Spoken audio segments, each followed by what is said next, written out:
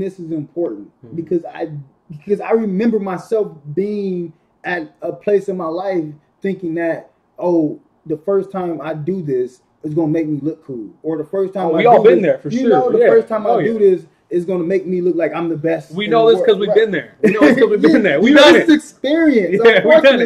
Unfortunately, it's experience. Yeah. You know, it's like one of those things. Like you kind of see yourself grow and develop, and you like, you know what? Somebody has to be aware of this before they fall into this trap, right? Right. Yeah. And that's what it is, a trap. It is. It's a trap. It is. Yeah. And the thing is, though, and it is a trap because, like I said, I mean, this society is going to tell you you're going to have to be this way. It's going to tell you you're going to have to be that way, right? It's going to tell you that these desires, these nuffs that I was talking about, this is what you should do so you can get confidence in yourself. Yeah. You ain't cool if you're messing around with 5, 6 different girls. That's not cool. That's not being a man, right? But society will tell you that is, right? Unfortunately, right? Yes, this is true. And we all seen it. We've all been through it. What happens to those people that end up with 5, 6 women? They end up with a disease. They end up with kids, multiple kids. Yeah. More important, I think, is emotional hurt. Oh, like, thank you. That's know, huge. Yeah. Like you can't trust nobody. You can't be in a good relationship. Like every time you look at the next person, it's like, oh, well, you're gonna do what the last person. What do you want? Right. Yeah. I see that a lot with our sisters. Actually. Yeah. Unfortunately, that's you got to protect your heart. Yeah. You know? Yeah. You know, but sure. I mean, I think. I know for sure on the Christian religion side, you know, we have to have an open heart. You have to be welcoming. You have to be able to love each other as you would want people to love you, and that's really important. That's really important. I think a lot of the places where that get misconfused, that is, okay, well, I can turn it on and turn it off. No, it has to be all the time, even after you get hurt.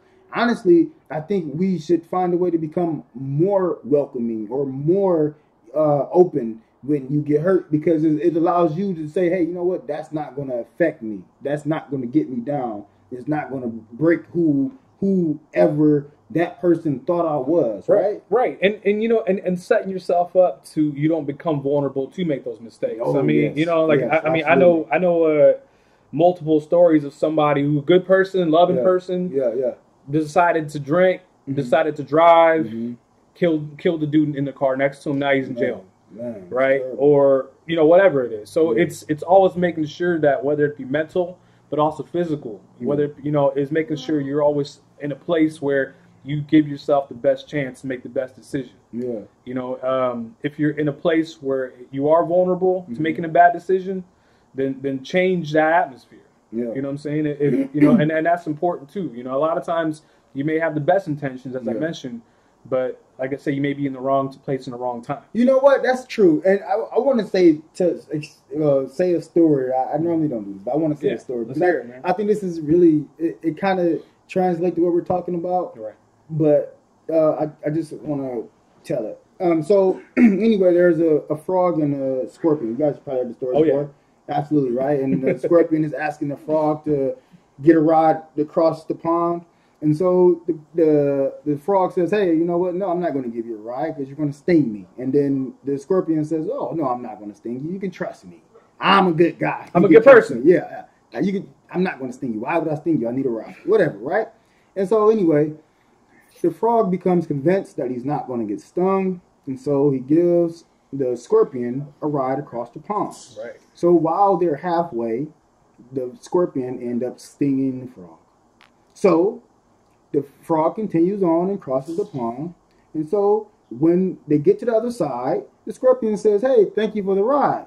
And so the frog said, hey, man, what do you mean? You stung me. Why did you sting me? You wasn't supposed to sting me. That it didn't feel good. It doesn't make sense. You said you weren't going to do it. Absolutely. And I gave you a ride. Why would you sting me, right? And so at the end of it, the scorpion says, hey, you know what? It's in my nature. What else did you expect? You should have known. So at the end of the day, I would recommend always try to be the frog. I know it sounds ridiculous to say, hey, I should let somebody sting me. Hey, but the point is that you always are going to show the best side of you. And that's the most important part. That's what I got from the story. A lot of people, they may like, oh, well, you should always just be aware and be cautious of people doing wrong and evil things. Naturally. Yeah, you should always be there. You should always be aware of that, cognizant of that. But you should never not be who you are desired or meant to be. I feel like that's part of, like you were talking about, the trust issue, like the emotional hurt part. right? Once we get hurt, it's hard for us to rebuild ourselves to who we think we should be. Hey, you know what? I would say, you know what? You should continue to keep being yourself, even if you get hurt 100 times. Well, at the end of the day, you know, like I said, I mean, if you put your faith in God, yes, and you put your happiness, what makes you happy, in something that is perfect, not a human, because the thing is, you know, we can all be frogs, we can all be snakes. You know what I'm saying? I mean, I agree. When I was younger, I was a snake. You know what I'm saying? Yeah. And, you know, and so my point is, you know, if you put your faith in something perfect and beautiful, whether it's Christianity or Islam, you don't have to worry about being hurt, right? You're never going to be disappointed. That's the thing. Right. I think that's where a lot of it gets confused. Is because, you know what?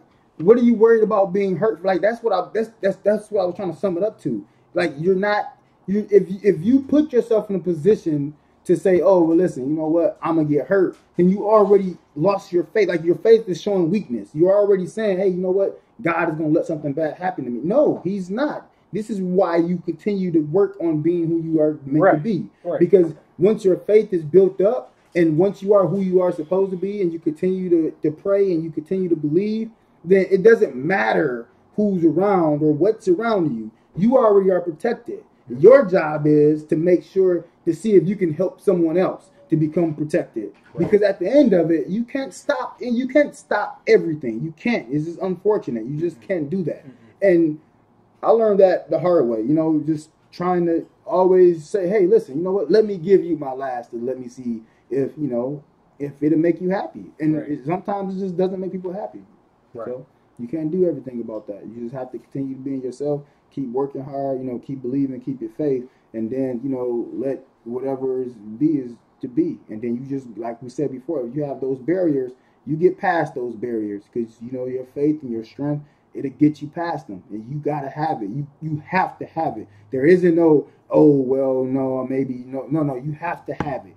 You can do it. You have to have it. You can do it. And this is it. This is it. You have to have it. Right. Right.